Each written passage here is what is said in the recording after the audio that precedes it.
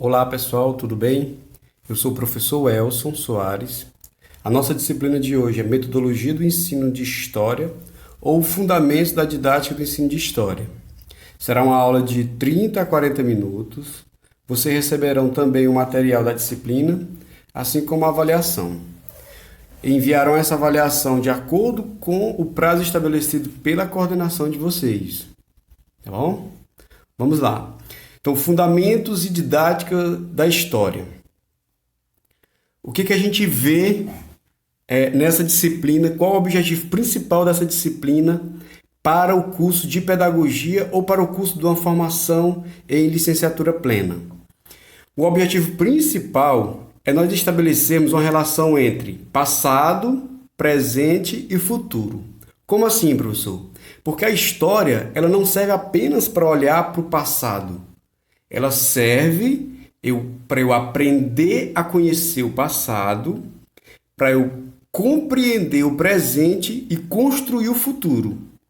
Então, o meu aluno ele precisa entender o objetivo principal da disciplina História na vida dele, que é o objetivo principal dessa disciplina para o curso de vocês também. Que é vocês entenderem que ao ministrar História, vocês não estão falando só de passado. Vocês estão falando de presente e futuro também. Então, é sobre isso que nós vamos discorrer essa aula a partir de agora. Então, nós vamos fazer uma retrospectiva histórica do ensino de História no Brasil. Nós vamos trabalhar como isso deve ser trabalhado na escola. Nós vamos discutir quais os princípios que regem o ensino de História. E depois nós vamos finalizar como deve ser feito, como deve ser elaborado, planejado essa aula. Tá bom? Vamos lá. Então, para que serve história no currículo de uma escola ou no currículo de um curso? Para que serve história? Então, a história ela nos possibilita uma reflexão sobre o presente a partir de indagações feitas ao passado. Então, essas indagações que eu faço ao passado, elas me permitem fazer uma reflexão daquilo que eu estou vivendo. Como assim, professor? É só olhando para a história e questionando a história que eu descubro por que eu estou vivendo o que eu estou vivendo hoje. Então, eu sempre digo que quando você vai ler história geral, ou história do Maranhão, Piauí, ou história do Brasil, sempre olhe como você olha também para a sua história de vida. Como assim? Você é hoje reflexo do seu passado. Você é hoje uma pessoa que foi construída pelo seu passado. Tá bom? E você vai ser, no futuro, o resultado do que você está construindo hoje, baseado no que você foi. Ok? Então, os princípios que regem a tua vida, que regiram a tua vida até aqui, foi esses princípios que te trouxeram até essa pessoa que você é hoje. Os princípios que regiram a história do Brasil, do Maranhão, do Piauí, do Ceará, foram os princípios que levaram nós sermos o que nós somos hoje como nação, como Estado, como sociedade. Ok? Então, eu consigo descobrir o que me transformou como sociedade atual a partir de indagações que eu faço ao meu passado. Sendo mais especificamente, nós somos resultado diretamente da nossa colonização, por exemplo. Nós fomos colonizados por portugueses, então nós herdamos a língua, nós herdamos cultura, nós herdamos jeito de ser desse povo. Só que nós fomos colonizados pelos portugueses, mas os portugueses trouxeram para cá, através da escravidão, negros, vieram para cá também holandeses, vieram para cá posteriormente à colonização italianos, vieram japoneses a partir da Segunda Guerra Mundial. Então, esses povos é que transformaram o Brasil. Então, para eu entender quem eu sou, eu preciso olhar para o meu passado. Ok?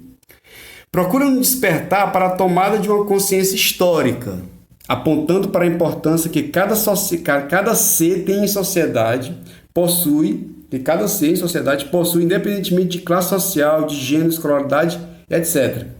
Então, por mais que a história queira passar para mim que eu sou reflexo dos grandes heróis, Getúlio Vargas, Juscelino Kubitschek, etc, etc. Só que eu preciso entender que na construção da história da sociedade, todos são importantes. Todos têm uma contribuição. Nenhum desses homens que eu citei, eles fizeram nada sozinho. Nada. Todos tiveram colaboração de pessoas que nunca foram citadas. Então, é sobre isso que a gente tem que discutir com os nossos alunos em sala de aula. Que cada um tem a sua importância na história. E a história ela é construída por cada um de nós. Então, é o primeiro ponto a ser discutido com os nossos alunos. Que a história, ela faz parte de você olhar para o passado para entender o presente, essas indagações, e que ela é uma construção de todos. Logo, eu tenho que descobrir, tenho que desenvolver com isso a consciência histórica, que eu faço parte da história. E que a história está sendo construída a todo momento. Mais do que isso, a história não pode ser entendida como uma única versão. Bom? Então, várias histórias. Nós não temos só uma história, nós temos várias histórias. No campo da história cultural, o historiador sabe que a sua narrativa pode relatar o que ocorreu um dia, mas que esse mesmo fato pode ser objeto de múltiplas versões. Nós temos aí, hoje no Brasil, a gente está vivendo,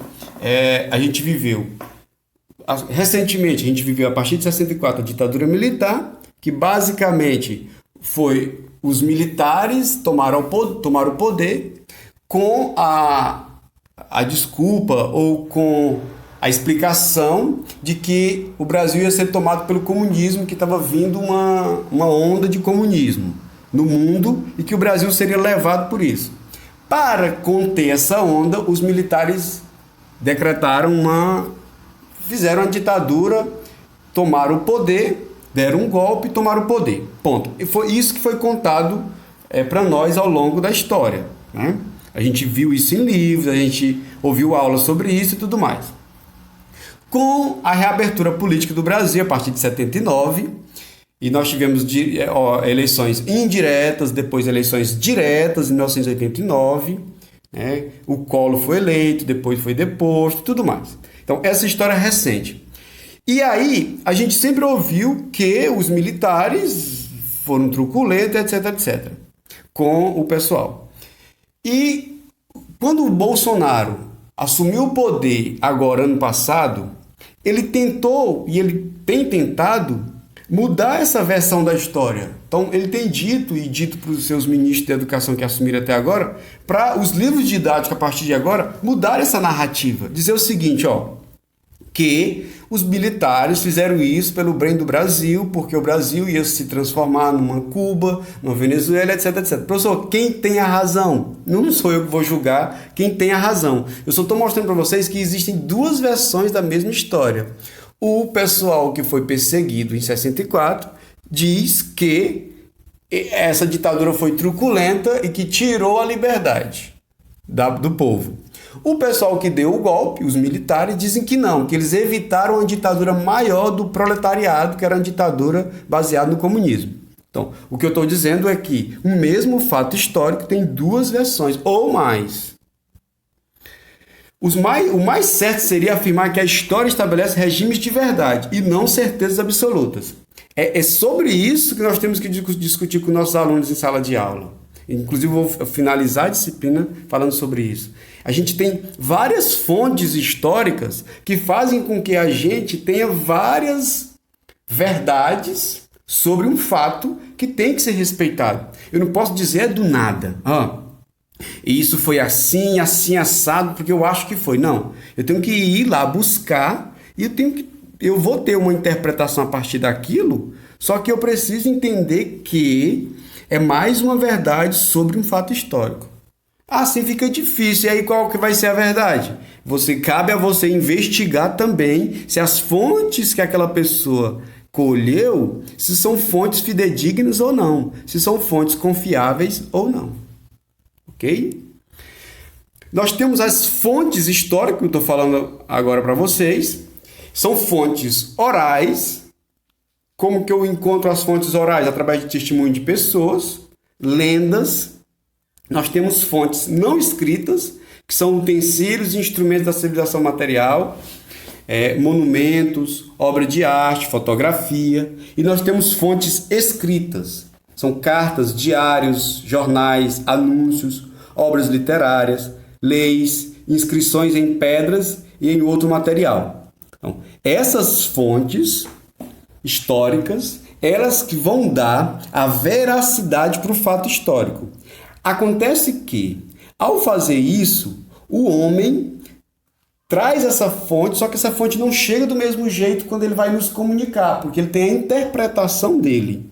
E essa interpretação é que vai fazer a visão histórica daquele historiador. Então, muito cuidado você dizer categoricamente que, por exemplo, os índios são preguiçosos porque eles não quiseram trabalhar durante a colonização. Ponto. Tem autor que fala isso. Só que tem autor que fala, como Gilberto Freire, em Casa Grande, Senzala, ele fala o seguinte, que não, que os índios foi um ato de resistência à colonização, de resistência ao processo de aculturação. Então, o índio não quis trabalhar não porque ele é preguiçoso, segundo Gilberto Freire, mas porque ele resistiu ao processo de aculturação, que é a substituição de cultura do índio pela cultura do europeu. Entende? Então, cada historiador ele vai ter uma visão sobre um fato que eu preciso respeitar, mas eu não sou obrigado a acreditar. Ok? Então, em todos os tempos, o ensino de história foi permeado por escolhas políticas. Não tem jeito. Você estuda o que a classe dominante, você estuda o que o governo atual diz que você tem que estudar. Então, você não estuda a verdade na escola. Você estuda uma verdade que tem um interesse por trás daquela verdade.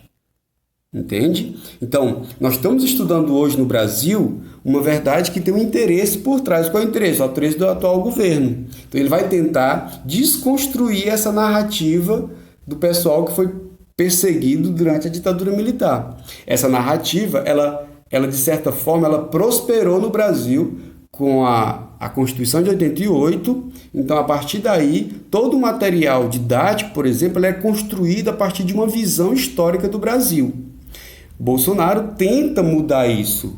Ele tem tentado mudar isso através de indicação de pessoas para o Ministério da Educação, de pessoas que reforcem essa ideia da outra visão da história.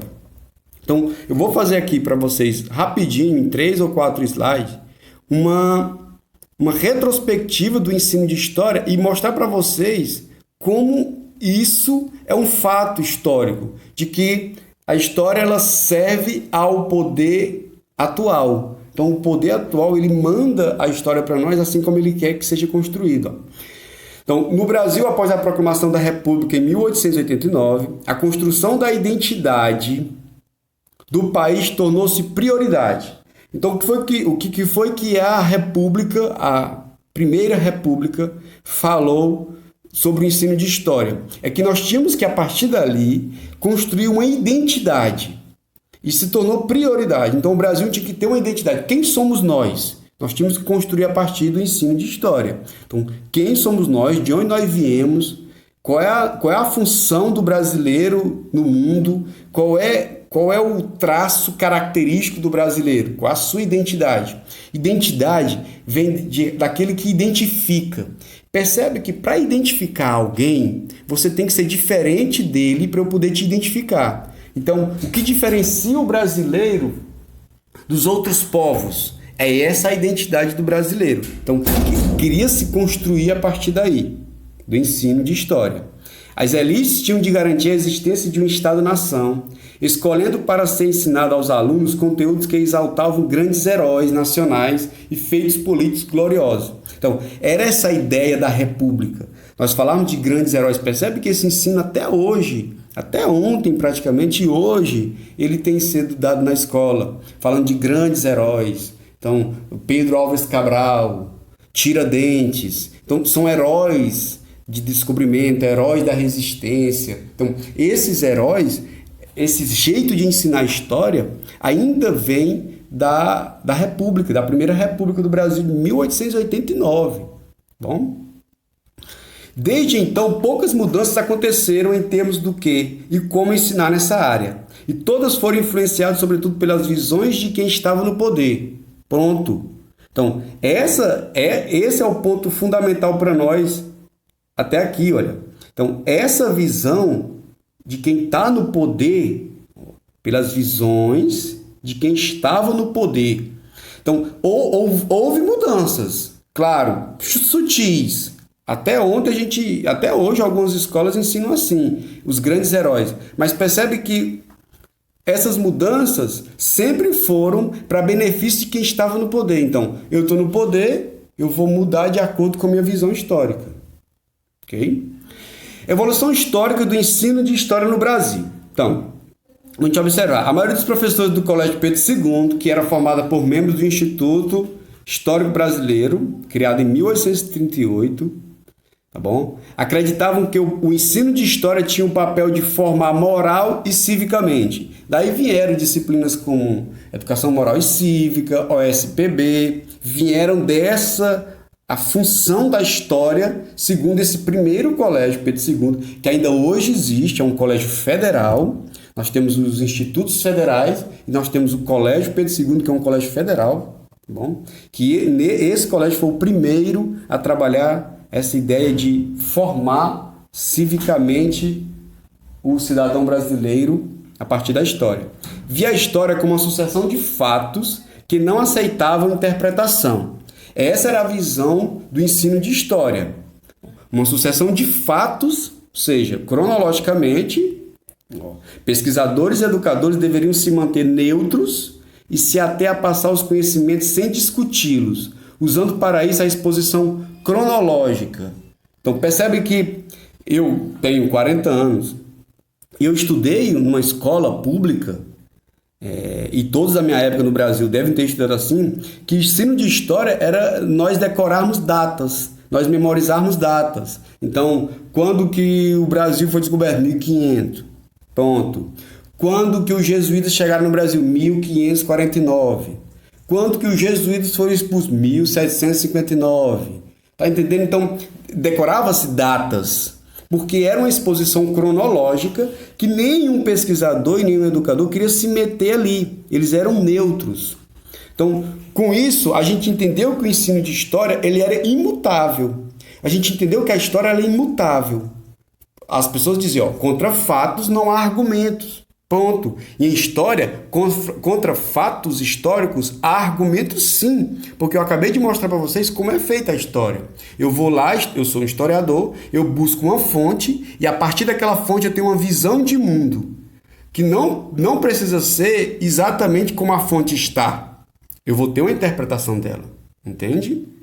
Então, nesse momento histórico do desenvolvimento da história do Brasil, ela era contada a partir de pessoas que não se envolviam na interpretação da história. Eles achavam que era daquele jeito e ponto. A Era Vargas e o ensino de história ela é muito rica, porque como Getúlio Vargas chegou ao poder, já é uma riqueza em si. Então nós tínhamos, antes de Getúlio Vargas, a política do café com leite, que era um revezamento entre Minas e São Paulo, uma produzia café, outra produzia leite, então a política do café com leite. Quando Getúlio Vargas concorreu, ele chegou a perder a eleição, né, e depois ele deu um golpe, que ele ficou de 30 até 1954, mas quase que ininterruptamente, como eu vou colocar aqui para vocês, olha. Só que ele teve um período que ele ficou fora, mas é praticamente esse período inteiro. Depois ele veio a suicidar, como todo mundo sabe. Mas é um momento rico porque houve uma contradição no Getúlio Vargas. Por quê? Porque apesar de ser nacionalista, ele ter uma visão também de formar heróis e tudo mais, nós tivemos o advento de novas pedagogias. Jean Piaget, Vygotsky, eles começaram a divulgar o pensamento dele, dizendo que não era apenas uma visão da história, né? Então, as aulas puramente expositivas não funcionariam mais, e a ideia de que aprender é decorar começou a mostrar sinais de fragilidade. Então, quando esses autores chegaram ao Brasil, os escritos desses autores chegaram ao Brasil dizendo o quê? Por exemplo, nós temos Vygotsky dizendo que o homem é fruto do meio, que o homem constrói o meio, que o homem interage com o meio. Significa dizer que o homem constrói a história, como é construtor da história. Então o homem não é só espectador da história. Então a visão era que nós éramos espectadores da história que era construída por grandes heróis. Quando Vygotsky chegou, os ensinamentos de Vygotsky, por exemplo, não, o homem interage com o mundo e constrói a história. Percebe que é outra visão. Nós não somos mais espectadores, nós somos construtores da nossa própria história. Já muda completamente. Só que aí nós temos a ditadura militar e o ensino de história. Por quê? Que eu digo, e aí nós temos a ditadura?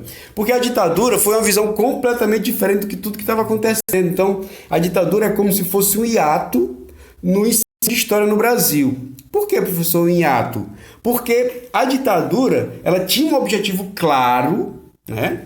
Faria com que as propostas mais avançadas demorassem para germinar. Por quê? Porque nós tivemos, imagina só, nós tivemos escola nova, nós tivemos vários autores chegando no Brasil na década de 30 e 40, que o mundo inteiro já estava discutindo esses autores renomados, que diziam que o ensino não era apenas você assistir uma aula, você tinha que construir seu conhecimento, o construtivismo. Então, nós tivemos a ditadura que foi a negação de tudo isso. Por exemplo, em 71, as autoridades substituíram História e Geografia por Estudos Sociais nas séries iniciais. Eu tenho 40 anos, não estudei na ditadura militar, estudei pós-ditadura militar nos anos 80 e 90 e eu tive estudos sociais nas primeiras séries. E todo mundo da minha idade no Brasil teve estudos sociais, nós não tínhamos história, nós tínhamos estudos sociais. Então, qual era o medo? Havia o medo de que o potencial político e crítico, que o conhecimento mais profundo daquelas áreas poderia gerar reações revolucionárias. Por quê, professor? Porque nós tínhamos naquela área, principalmente história, mas geografia também, mas nós tínhamos em história autores ligados ao Karl Marx, ligados ao Friedrich Engels. Então, esses autores, eles defendiam a ideia da história ser construída por nós. Esses autores defendiam a ideia de uma dialética histórica, ou seja, o homem dialogando com a história. Então, esses autores trabalhavam o materialismo. Que o que é isso, professor? É que nós somos resultado da nossa própria história. Então, o materialismo ele vem fazer a negação de Deus, do divino. A negação de que eu sou fruto de Deus. Não, eu sou fruto, segundo o materialismo de Karl Marx, nós somos fruto da nossa própria história. Então, isso, a ditadura militar, ela negou tudo isso. Ela disse, não, é o contrário disso. O homem não precisa saber de tudo isso para viver em sociedade. Então, o homem basta que ele desenvolva o respeito ao outro, basta que ele desenvolva o respeito à pátria, o amor à sua nação, que ele será feliz. Bom? Então, e a ideia do materialismo era questionar tudo isso. Né? Então, nós passamos por esse processo histórico da ditadura e que foi uma outra visão da história do Brasil. E aí nós chegamos na redemocratização e o ensino de história se beneficiou disso. As mudanças mais significativas começaram a se desenhar com a influência da psicologia cognitiva, da antropologia e da sociologia, que a Europa já se beneficiava muito sobre isso, principalmente dessas últimas duas. Então, a Europa se beneficiava da antropologia e da sociologia desde o século XIX.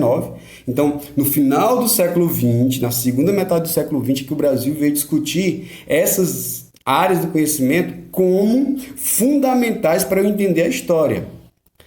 Essas áreas também se caracterizaram pela ênfase na relação entre passado e presente, pelo rompimento com a linearidade e pela consulta à fonte de diversas áreas, diversas naturezas. Pronto. Então, eu pude fazer uma relação entre o passado e o presente. Saber que eu sou resultado do passado, que o meu presente é resultado do passado.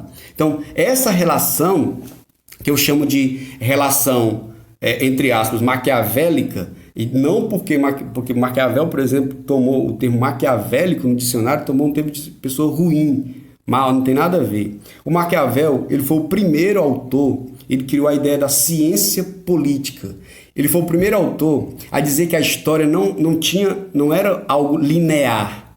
A história não seguia uma linha. A história ela era cíclica. Só mudava os personagens. E como são humanos, como a natureza humana está presente em qualquer momento histórico, em qualquer espaço da história, assim como aconteceu no passado sobre um determinado fato histórico, Maquiavel dizia que, ao analisar o passado, você pode também entender que aquilo pode se repetir no futuro.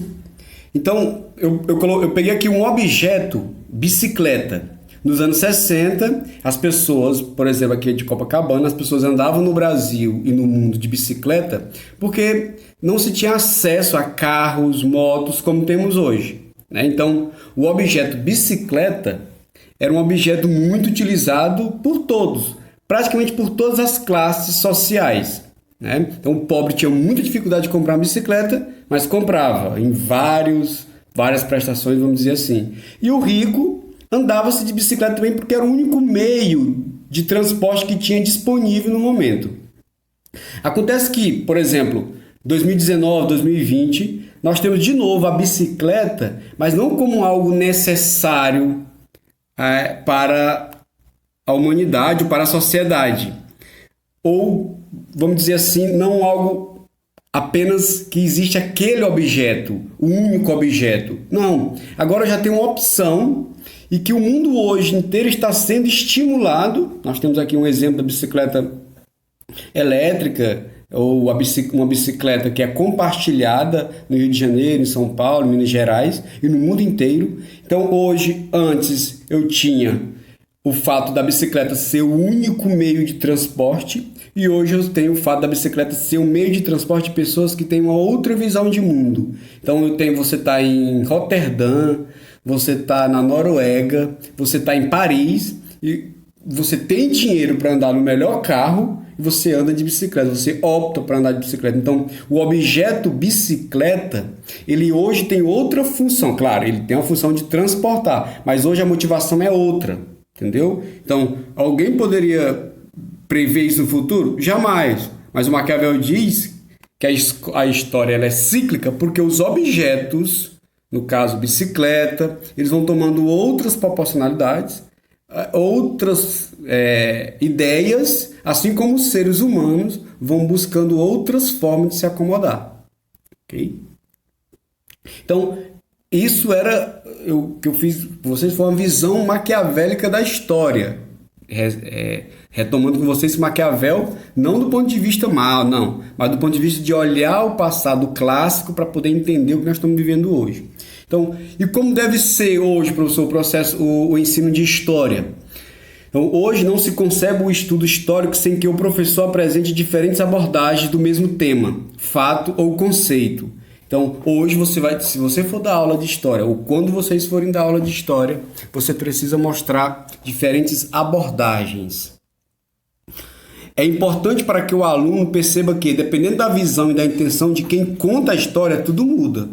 Então, o aluno vai entender, cabe ao professor mostrar diferentes abordagens e o aluno entender que está na intenção de quem conta a história a mudança do fato histórico relatado.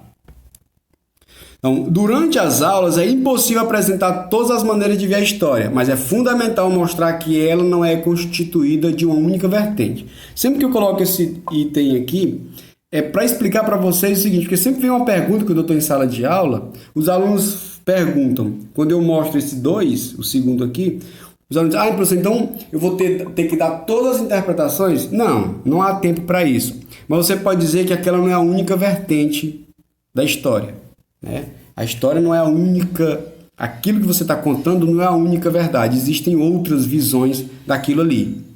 Então, além de textos, você não precisa ficar apenas nos textos. É recomendável que a turma consulte sites confiáveis, é claro, né? Assista a filmes, documentários, visite museus, até levado por você ou indicado por você. Entreviste os atores que conviveram, que vivenciaram aquele acontecimento estudado, se é que existem ainda. Então, veja, hoje tem vários documentários que falam sobre isso, tem entrevista com várias pessoas que viveram um determinado momento histórico. Então, isso vale também para você entender o outro lado daquilo que está sendo contado. Então, Os estudantes só aprendem a disciplina História quando relacionam fatos, confrontam pontos de vista e consultam diversas fontes de pesquisa. Então, hoje a disciplina, a área História, ela entende que alguém só consegue entender quando ela consegue confrontar pontos de vista e consultar fontes de pesquisa. Então, isso é reforçado pelos PCN, Parâmetros Curriculares Nacionais. Então, a História e os PCN, ela fala sobre isso também. Olha. O objetivo mais importante do ensino de História é a construção da noção de identidade a partir da realidade do próprio aluno. Então, o aluno construir a sua identidade, como eu falei anteriormente, o que existia na Primeira República, era a necessidade da História construir a identidade da sociedade. Hoje, os PCNs indicam que é a necessidade do aluno construir a sua própria identidade. A noção de identidade a partir da sua realidade. Quem é ele ali? O que faz? O que eu represento para a minha sociedade, para a minha comunidade?